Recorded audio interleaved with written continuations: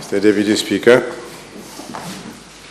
as the then Deputy Prime Minister, I had the duty to chair an important committee on electoral reform. The committee had very wide-ranging powers. Looked at Rodrigues, local government, female representation, and so on and so forth, and of course this issue of political financing. Now, the committee was set up in mid-December 2018.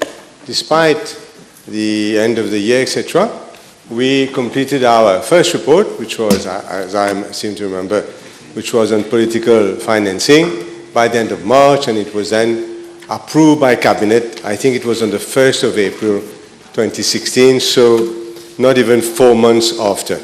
I regret the comments of the Prime Minister saying that the report was scanty, etc. I don't want to get into details, but suffice to say that although the Prime Minister was not in government at the time, the committee comprised, apart from the Prime Minister, all the senior members of government. 2 QCs, Honorable Corinne Davalou, Honorable Gayan, and then Honorable Lila David Ducan, the now Prime Minister, the Vice Prime Minister, Fazila Doriaou, etc., etc. So really it was a big and important committee, and consensus was reached. The report was approved. The report was sent to Cabinet. Cabinet did not find it scanty. Cabinet approved it immediately, and it was sent to the State Law Office in April 2016. I left government in December 2016. Never at any time, despite recurring reminders, did the then Attorney General tell me that the State Law Office needed any clarification of anything. So it went on like this. It stayed at the State Law Office till I left government in 2016. So it's not the time now for recriminations, this and the other. We were all in the committee. We were all happy with the report. It was approved by Cabinet, and then full stop. And obviously, I can understand why the Prime Minister is saying this, because it has taken 3.5 years to come before this House and to come today for consideration by the House. 3.5 years, Mr. Deputy Speaker. Now, that is 39 months. 39 months to produce a bill of some pages, 20 pages, which I must say reflects the spirit of what the then committee wanted. Accountability, transparency. It reflects that spirit. There is no doubt about that. It goes on the same line. We may disagree about this and that and the other, and we will disagree on a number of points, but I must say that the line that was taken by that committee is behind the spirit of the legislation that we are looking at this afternoon. Why it took 39 months? Perhaps we can get a better explanation than the scanty explanation that the Prime Minister has given, which really doesn't hold water. And to come to seek consensus in the House and start by criticizing the opposition. Okay, let's see how it goes. Madam Speaker, so, Mr. Deputy Speaker, it's the first time I have you in the chair. Mr. Deputy Speaker, and it's Mr. Deputy Speaker, what are the main changes to the proposed and present bill? Firstly, state financing has disappeared. I think probably now that it will be too late to explain to the population the importance of state financing. Nous avons raté notre chance. On a raté le coche. Because la démocratie, Monsieur le Vice-Président, a un coût. It is expensive democracy, and we'll see why. In this own legislation, government admits that democracy is expensive. It is not a free good. It's not free. It is the best thing that we have in Mauritius, democracy, and it has a cost. And the majority of democracies, I think it's nearly 70%. When we looked at it and we had in the committee, nearly 70% of democracies accept that state financing is a good thing, it's a necessary thing to ensure that corruption is limited, to ensure that the democracy works, and to ensure that we have, as far as possible, fair and free elections. This is the great majority of democracies accept this. Because, Madam Speaker, let us just look at this, and the population will be shocked by it. Let us just look at the sort of cost that this bill actually presupposes so far as an election is concerned. If you make the calculation, Mr. Deputy Speaker, you will see that for a party that fields 62 candidates, including Rodriguez, you have a limit. You cannot be authorized to spend up to 83 million rupees. That is for the general elections. 83 million rupees per party or per alliance that will take part in the election, fielding every candidate possible. For municipal elections, we are talking about another 36 million, and that will come after the general election. We know that. And then, Mr. Deputy Speaker, you'll be surprised. Village council elections. Do you know how much? Say you had one party which wanted to field candidates in every village in Mauritius. Do you know how much it would be authorized to spend? 234 million rupees. Look at the sort of sums we are talking about. Even the 36 million, which is the lowest sum, is a huge amount of money to raise. 80 million upwards for a general election, that is a huge amount of money to raise. And it's now going to be raised directly by the treasurer of the party, not by candidates individually. That will no longer be allowed. Good thing or bad thing we'll see in a moment. But each party will raise 83 million rupees. From where? From where are we going to get 83 million rupees? Legally? How is that going to happen?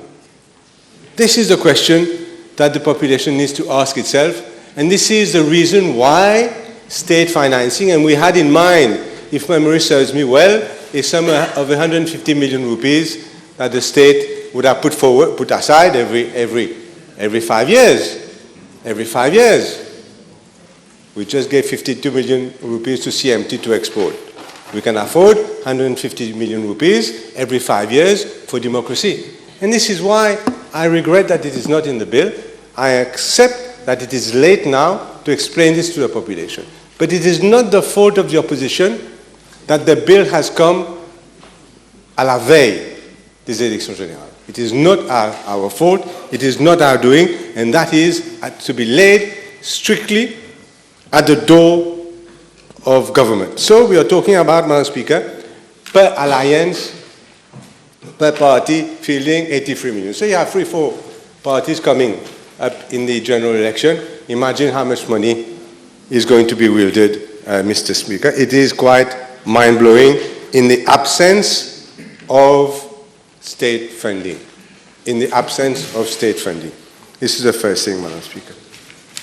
The second thing that I cannot see in the bill is this provision that there should be no political donation, whether in kind or in cash, in return for an expected favor or in return for an expected advantage, financial or political. You can see even in the UK, people getting knighted, etc., in return for having financed the party. So that was also included in the paper, in our deliberations of the committee. Why? We can't see it in any shape or form in the final bill. Perhaps the Prime Minister will come and tell us whether this is covered somewhere else or whether, in fact, it is an omission, deliberate or otherwise. Why it's not there, whereas it was there in the original report of the Committee on Electoral Reform, Mr. Deputy Speaker. Political donations should not be allowed in return for future favors, appointments, jobs, juicy and profitable contracts. That was, and ought to, in my view, be clearly set out in the political financing bill. Because that is the crux of the matter. Why would someone give you 80 million rupees to do the election? Why? Because you like the look of your face? This is why the temptation is there, and the temptation must be gotten rid of. Mr. Deputy Speaker, then there was the less important one, but nevertheless, the issue of anonymous donations. We thought that anonymous donations, the committee thought at the time that anonymous donations of less than 50,000 rupees need not be reported. It would cause embarrassment to people who, after all, have, in the scheme of things, you can see the millions that are going around are actually not very, very important. They are just, in fact, really nominal amounts given to political parties and ought to be able to remain anonymous. And the last one, the last main difference which I'm going to take, there are others, is the fact concerning the sentences, the penalties for infringement of the law. Penalties for infringement of the law. Now, all that we have at the moment are financial penalties. Okay, you have taken 10, 20, 100 million rupees in excess. You pay 1 million rupee fine, and that's it. Whereas in the original committee, the idea of having ineligibility to be elected again, if you're already elected or elected in the next election, would be a sentence, as well as imprisonment. Those two things together with financial penalty would have had a far greater impact, far greater binding impact on the law, and I would have put real teeth in the legislation, Mr. Deputy Speaker. Nevertheless, let's see the bill that is presented today. It has been done in a bit of a cavalier method, I must say. Here is the bill, look at it, and we hope that, I think Honorable Boissaison said somewhere, we should have anonymous voting because we have to agree on everything. Whereas government has not agreed with itself. The original committee was changed in a way, and now we have a change of mind. The government has changed its mind from the original committee. We are not allowed, although we are going to be affected by this bill directly, democracy is going to be affected, we are not allowed to put any input on this bill. We just have to accept it, or I don't know what else. So this is, Mr. Deputy Speaker, I regret the fact that the cavalier attitude of government, should there have been a round table, should there have been a formal committee, and I would propose at the end of my speech somewhere to move this process forward if, as I understand it, there will not be a majority to vote for the change of constitution today. Now, let us think back. Why on earth did the Constitution ask for a 75% majority to change the Constitution? Why? Why was that? Had they gone crazy, fathers of our nation, to do that? Or was there a reason? The reason is that the creators of the Constitution wanted there to be consensus for changes of the Constitution. Wide-ranging support for changes of the Constitution. How do you get wide-ranging support when you just throw a bill at the House and say, vote if you want, don't vote if you don't want? There has been insufficient effort on the part of government to try and reach consensus, and we, for one, the PMSD, having myself sat on that committee, we are willing to, in a formal structure, not in a private meeting structure, in a formal structure, willing to consider changes rapidly that need to be made to this bill for it to have its 75% majority in the House. Because I think also it would be regrettable that this doesn't occur and it keeps being postponed, Mr. Deputy Speaker. So we need cross-party support, and cross-party support doesn't come like that. Cross-party support comes after an effort is made at understanding what are the priorities, what are the concerns, what are the suggestions of other parties. That is the definition of cross-party support. Cross-party support doesn't come like that quickly. It comes with an effort. And we can only regret there has been no effort. And this has led some people to say that government really doesn't want it to be approved. Because there has been no effort, at least so far as the PMS is concerned, to call maybe a committee, a select committee, something to study and to come quickly with amendments. The original white paper that was published by government, if I can call it a white paper, some months ago, is totally different from the law that has been proposed today. Madam Speaker, so what are our problems? First problem is the Electoral Supervisory Commission. I made no bones about that. It's no secret what I think of the Electoral Supervisory Commission. In my mind, maybe I am stupid, in my mind, the Electoral Supervisory Commission should be fiercely independent, because that is the basis of our democracy in this country. This Electoral Supervisory Commission is our pride and joy. It is a jewel in the crown. The Electoral Commission is highly respected around the world, and rightly so. But what have we seen with the Electoral Supervisory Commission? What I've lived it as leader of the opposition. I've lived it. And I'm not happy with the trend. I'm not saying it was perfect in the past. No. There were issues in the past. And this is why I would say what I proposed at the time. And there were issues in the past, Mr. Deputy Speaker. Now what happened?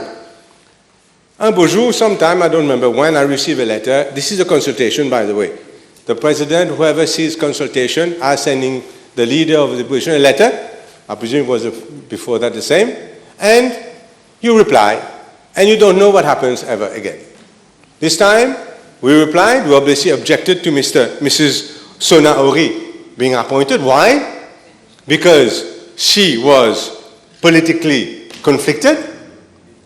She had even stood on a political platform wearing the orange vest, and suddenly she was being now propulsed, or whatever the word is, to the Electoral Supervisory Commission to supervise the electoral system in Mauritius. Here we have a political agent being now posted at the Electoral Supervisory Commission. Thank God there was such a outcry in the population, in the press, etc., that Mrs. Ori gave up and didn't pursue, or she was removed, whatever happened. Her candidature was removed. But then, before we had time to say, oof, now we come with another one. One, Mrs. Ragavoudou. Same Mrs. Ragavoudou, who is on the board of Air Mauritius. And God knows, I've taken care of Air Mauritius long enough to know that you don't get appointed on the board of Air Mauritius lightly. It is a jewel. It is, again, the jewel in the crown, if I can say so, of appointments, where after a few years you get free air tickets, etc. I mean, it's a good appointment. And Mrs. Ragavoudou is on there. And I won't go into her family connections. I will use some restraint. But we do not accept that Mrs. Ragavoudou is a fiercely independent person that ought to be on the Electoral Supervisory Commission. I received the letter again from the President, acting President. This time I wrote to him. I objected. I phoned. I said, can I come and see you? I think I ought to talk to you about this. I went to see him. I explained to him why the opposition is against the appointment of a politically conflicted person on the Electoral Supervisory Commission. That she's on the board of Air Mauritius or whatever. It's okay. It's not perfect, but we're not going to fight about it. But that she is appointed on the Electoral Supervisory Commission is, in a democracy, unacceptable. I explained it to him, and I told him also my view that if the problem is that there have been others who were related one way or conflicted with other political parties, I would be happy to have all of these changed and to have a new Electoral Supervisory Commission, completely independent of any political party. I wasn't going to play party politics. Right? We don't have anyone close to the PMSD ever on the Electoral Supervisory Commission. But as I said, we were willing. I spoke to the President then, said, look, if that is a problem, that now, where the President got these two names, I mean, we can only suppose. But I told him we can actually have a new, or take out the members that political parties objected to, because they are there to supervise elections. And of course, he listened to me, and he completely ignored me. He completely ignored me, and Mrs. Ragavoudou was elected. And this same Mr. Ragavoudou, which is on the same ESC, which is no longer independent, is going to be given additional powers tonight. Additional powers, and what will happen? In a few months' time, let's say there's another vacancy. Someone comes to the end of his term, someone has a misadventure, someone resigns. In a few months' time, there's another vacancy at the Electoral Supervisory Commission. What will happen? Are we going to come again? The president going to send whoever is leader of the opposition at the time a letter, and then we're going to have this and that and the other political agent appointed there, and these are the people who will come and supervise and given additional powers? I think not, Mr. Deputy Speaker. This is why our first objection is the current method, composition, not all of them, of the ESC, and the method of appointment. Now, the Electoral Commissioner is appointed by the Judicial and Legal Service Commission. We can see that. What my suggestion, my humble suggestion, is that the Electoral Commission also, Supervisory Commission also, should be appointed, let's say, by the Judicial and Legal Service Commission, because as I mentioned, nobody has any criticism against the Electoral Commission. So, Mr. Deputy Speaker, there's a real problem. I hope people understand. I hope I've made myself clear that what should be fierce independent is no longer, and the trend is even worse. Is even worse. Yes, is even worse. Can I, Sir? please? I think honorable members have been warned before that they should either switch off or put their telephone on silent mode. Please do so, in order not to interrupt the speech of the leader of the opposition. Thank you. Thank you, Deputy Prime Minister, Deputy Speaker. So, the trend is dangerous for this country, and certainly do not count on the PMSD to give additional powers to the present Electoral Supervisory Commission. Do not count on the PMSD for that. Should there be a willingness to change, certainly we will go along with that change. Mr. Deputy Speaker, now,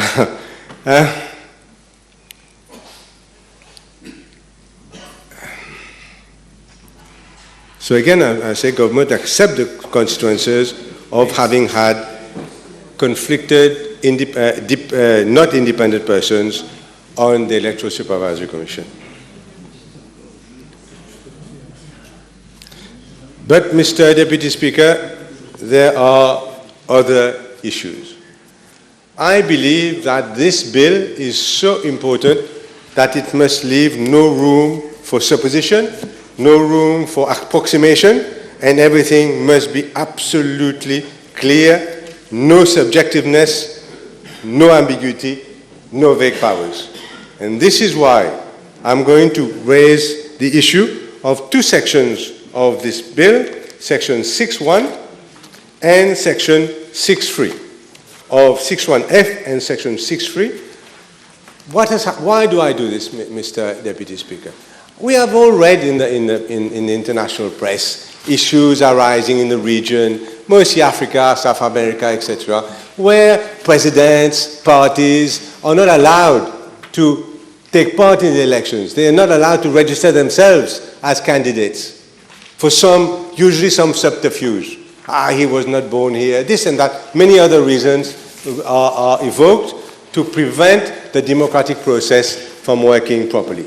Now, this is why there are sections in this bill which I think are objectionable because they are vague. They would not be objectionable if they were precise. And so I think this is not a complicated issue. Let's take Section 6.1F. You have, if you want to register as a political party, you have to give name, symbol, official address, and all that. Nobody has any issue. But then it says 6.1F, such other information or document as the Commission may determine. Why? This is vague. What can you ask you for? Your marriage certificate? They can ask you for. What can they ask you for more? There should be absolutely clear what information is required. It is not for us to vote a law that is vague. And the same thing will apply to section 6(3). If you turn the page. The Commission may, after considering all the particulars, register the political party. May, Mr. Deputy Speaker, not shall. May. I object to this may. I think, firstly, the application must be clear-cut what you must submit in the law itself. And once you have done that, to the satisfaction of the Commission shall, not may. I think that is not, that is a vagueness and subjectiveness and ambiguity which is not acceptable. As I mentioned, we don't know what will the ESC be made up of in the years to come. So that is important, that there should not be any temptation on the ESC to put undue pressure or even to debar political parties from registration, in which case, for one thing, they will not be able to accept funds, and then I presume also not be able to register themselves for the election and participate in the election. No vague powers, Mr. Deputy Speaker. Same also for section 9(1) of the bill, which says that you will not take money from this, that, and the other, which we all agree with. You not take money from CSR, etc., and such other bodies as may be prescribed. You can imagine someone being a bit nasty, a bit mischievous, and starting to prescribe other bodies that have not been thought of and that are suddenly seeing as financing some political party. So I think, again, this may not be, Madam Speaker, Mr. Deputy Speaker, issues which are as wide-ranging as the Electoral Supervisory Commission. Nevertheless, in practice, this can cause a lot of problems for parties, Mr. Deputy Speaker. And I'll go also to section 25 of the bill, where it is this time the President that may make such regulations as he thinks fit for the purposes of this Act, as he thinks fit. If you look at the Declaration of Peoples, the Representative People's Act, Mr. Deputy Speaker, if you look at section 85, there the President may also issue regulations, but it is clear what type of regulations. There are 7 instances of regulations that he can issue, he can make, like prescribing the forms to be used, prescribing the fees, the period for registration, etc. So we cannot give, again, the same President or another one a blank check to make any regulation that he might think fit for the purpose of this bill, Mr. Deputy Speaker.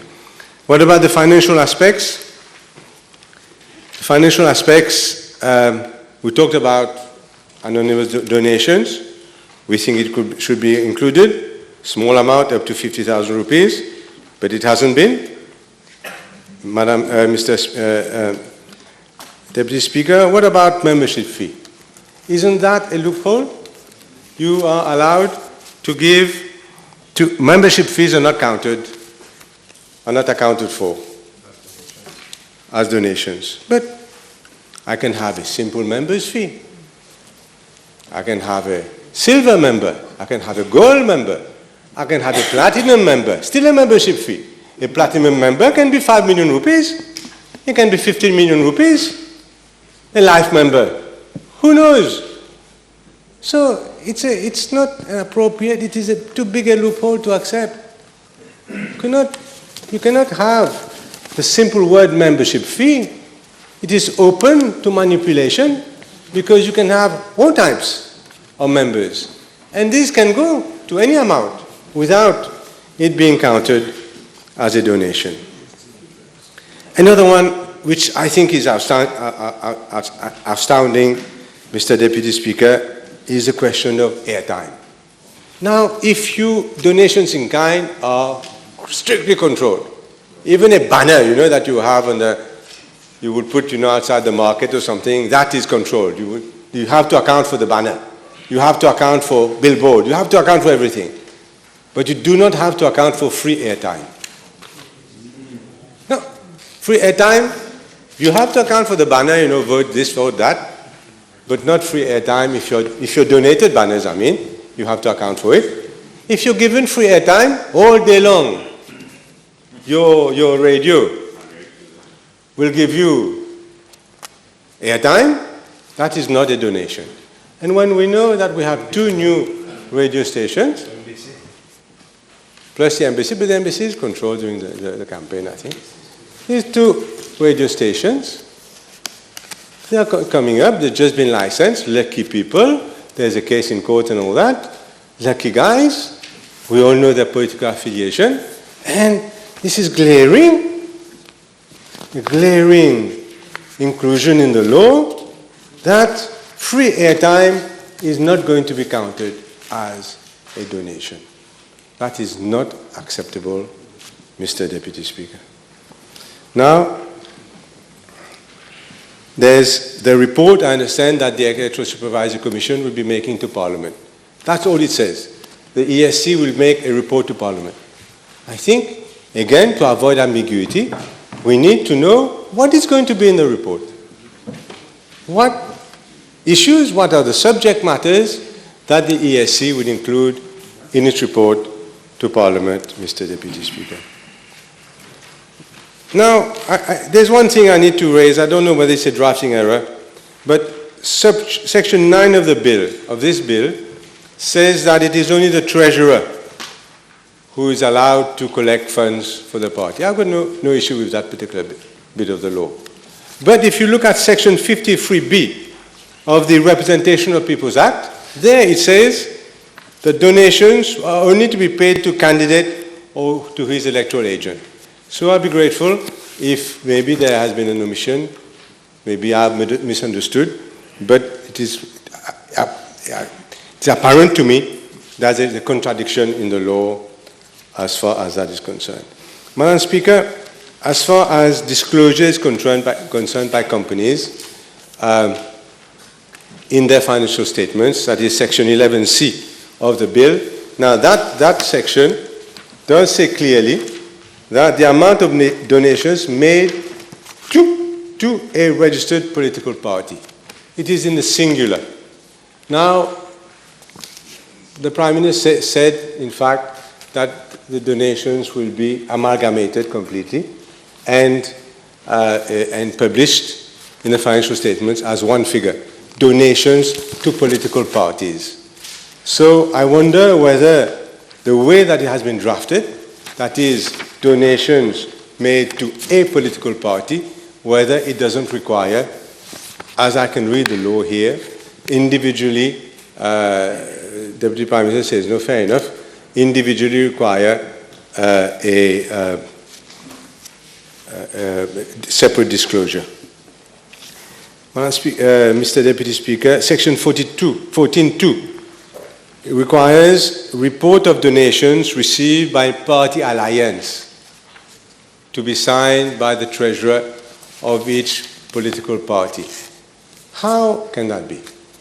How is one political party going to know how much the other political party has received? How? This is completely unworkable. Each political party has its own structure, has its own method of managing its accounts, its funds, etc. And these guys meet for the purpose of an election. And it's not, no access is provided, either political party, into the funds of the other political party. So requiring a treasurer of one political party to certify the accounts of the other political party, happens to be an alliance, or political parties, I think is unworkable and ought to be removed from the legislation. What should be done is that each political party must be responsible to make its own report, whether it is in alliance or not. That will make sure that it is at least has a chance of being accurate. Because otherwise, there is no way we can assume that the report provided is going to be in any way accurate, and I wouldn't like to be the treasurer who actually signs the report of another political party sent to the Electoral Supervisory Commission. So, Mr. Deputy Speaker, we mentioned, therefore, that yes, on the issue of ambiguity, I think we raised that issue, no? 6F.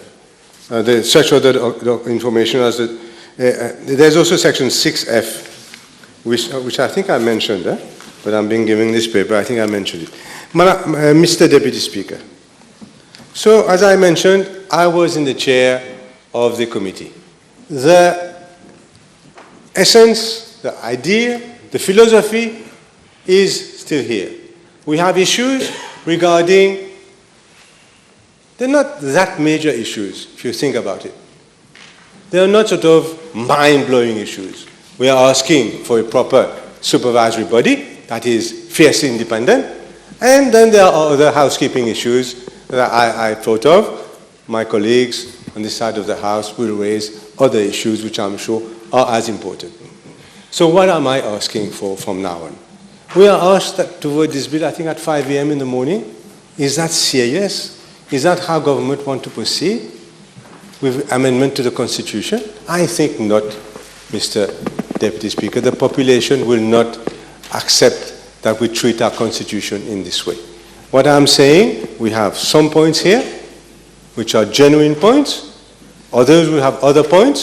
Similarly, as government took 3.5 years to come to this House, we should be given a chance in a select committee. We can put a timeline to the select committee. We can give it a date. We can appoint it immediately. This is my own suggestion. And we could invite all the political parties in the House, and maybe, why not, if one or two want to depone from outside, I have no problem with that, and come up, say 2 weeks' time, with amendments to this law which will honor our country, which will honor our democracy, and which will ensure, Mr. Deputy Speaker, that we do away with covert, under-the-table political financing, and we have put more transparency and accountability in something that is, up to the present, completely unaccountable and completely opaque. That is my contribution, Mr. Deputy Speaker, to the debate. Thank you.